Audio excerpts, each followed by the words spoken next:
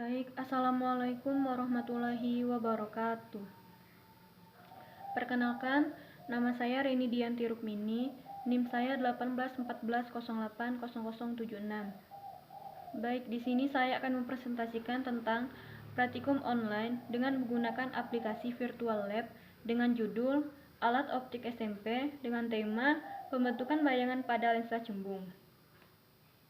Sebelum memulai praktikum, saya akan menjelaskan terlebih dahulu tentang teori tentang lensa cembung ini. Sebelum itu, saya menjelaskan apa sih lensa itu. Lensa adalah benda bening yang dibatasi oleh dua bidang lengkung atau satu bidang lengkung dan satu bidang datar. Selanjutnya yaitu lensa cembung. Lensa cembung adalah lensa yang bagian tengahnya tebal, sedangkan bagian tepinya tipis. Lensa cembung juga disebut dengan lensa positif dan dapat dibedakan menjadi tiga, yaitu biconvex, flan convex, dan konkav convex. Untuk melukiskan bayangan pada lensa cembung, digunakan sinar-sinar istimewa, yaitu sinar datang sejajar dengan sumbu utama dibiaskan melalui titik fokus. Yang kedua, sinar datang melalui titik fokus dibiaskan pada sumbu utama. Yang ketiga, sinar datang melalui titik pusat optik lensa dan tidak dibiaskan tetapi akan diteruskan. Itu tadi tentang teori tentang lensa cembung. Selanjutnya yaitu tentang alat dan bahan yang digunakan dalam praktikum ini. Alat dan bahan yang digunakan dalam praktikum ini adalah yang pertama, lensa cembung, yang kedua, lampu lilin, yang ketiga, bangku optik, yang keempat, korek api, dan yang terakhir yaitu mistar. Setelah alat dan bahan sudah kita ketahui, selanjutnya yaitu tujuan kita dalam melakukan praktikum ini. Tujuan kita dalam melakukan praktikum ini yaitu dapat mengamati pembentukan bayangan pada lensa dan dapat menentukan titik avi lensa atau F berdasarkan data yang diperoleh nantinya. Setelah kita mengetahui tujuan, selanjutnya yaitu kita melakukan langkah percobaan praktikum. Langkah dalam melakukan percobaan praktikum yang pertama yaitu meletakkan lilin pada bangku optik yang sudah tersusun. Yang kedua, menggeser layar atau lensa ke kiri atau ke kanan sehingga diperoleh bayangan lilin yang paling jelas atau fokus. Yang ketiga, mengukur dan mencatat jarak benda atau S, yaitu jarak lilin ke lensa, dan jarak bayangan atau disingkat dengan S-aksen, yaitu jarak lilin ke layar. Yang keempat, mengulangi langkah kedua dan ketiga dengan jarak yang berbeda-beda. Yang kelima, memasukkan semua data ke dalam hasil percobaan. Baik, langsung saja kita melakukan praktikum. Yang pertama yaitu kita sudah membuka aplikasi Virtual Lab seperti ini. Selanjutnya kita memilih materi yang kita tampilkan. Di sini saya mengambil tema yaitu tentang alat optik SMP. Selanjutnya yaitu lakukan percobaan. Nah, di sini sudah terlihat bahwasannya sudah nampak tentang alat optik SMP, percobaan optik SMP. Yang di sini terdapat dua lensa yaitu lensa cekung dan lensa cembung. Ini lensa cekungnya, bisa teman-teman lihat, dan ini lensa cembungnya. Begini. Di sini saya hanya mengambil lensa cembung saja, tidak mengambil lensa cekung. Jadi yang saya gunakan hanya lensa cembung.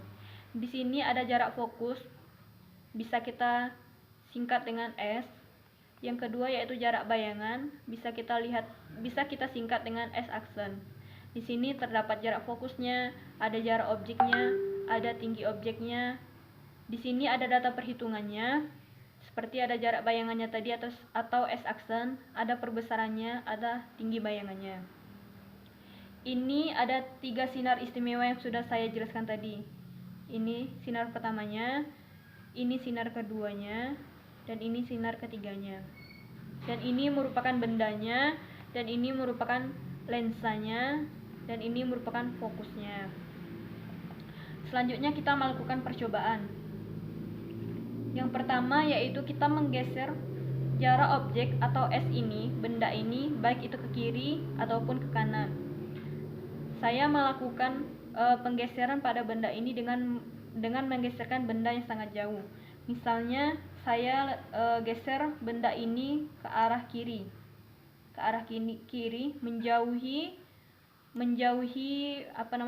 lensa bendanya. Misalnya saya letak jauh sekali. Misalnya saya letak, bisa juga teman-teman ketik di sini. Misalnya saya letak sekitar 500 cm. 500 cm. Bisa teman-teman lihat bahwasanya benda sangat jauh sekali. Ini bendanya sangat jauh sekali dari lensa optiknya tadi. Begini, sangat jauh sekali. Dan bisa dilihat bayangannya di sini di F. Bayangan lensa tadi bisa dilihat bahwasanya bayangannya ini di dekat F. Bayangannya jatuh di fokus dan keadaannya kecil, terbalik. Dan jika terbalik itu sudah pasti nyata. Jadi, keadaan pertama ini dapat disimpulkan jika benda jauh sekali atau S ini jauh sekali tadi seperti ini sangat jauh sekali, maka bayangannya akan jatuh di fokus.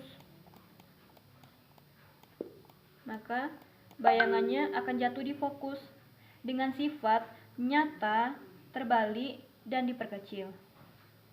Itu untuk langkah percobaan yang pertama. Untuk langkah percobaan yang kedua, misalnya saya letakkan bendanya di 2F. Benda yang jauh tadi saya letakkan di 2F.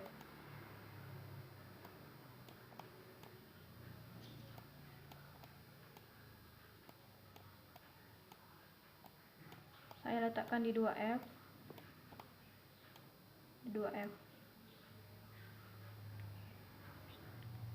Saya letakkan benda di 2F. 2F berarti 2 kalinya fokus. 2 kalinya 2 fokus berarti yaitu 40. Bisa teman-teman lihat jarak objeknya sekitar 39,88 atau bisa kita bulatkan berarti sekitar 40 cm. Benda berada di 2F itu sama saja benda berada di pusat itu sendiri. 2F ini namanya 2 kali fokus. Jika 2F ke vertex atau pusat lensa sama dengan jari-jari. Bisa teman-teman lihat seandainya ini seperti lingkaran, maka antara 2F dan pusat lensa ini bisa dikatakan sama seperti jari-jari. Jika benda berada di posisi 2F, maka bayangannya akan berada di 2F juga.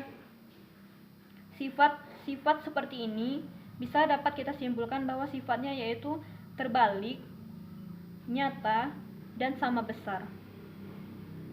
Ya kan teman-teman, bisa teman-teman lihat sifatnya yaitu nyata, terbalik, dan sama besar antara 2F ini dan 2F ini.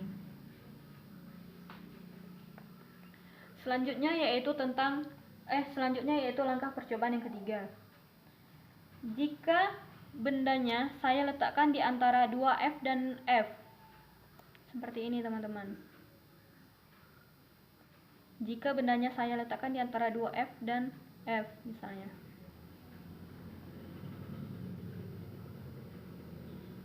Nih.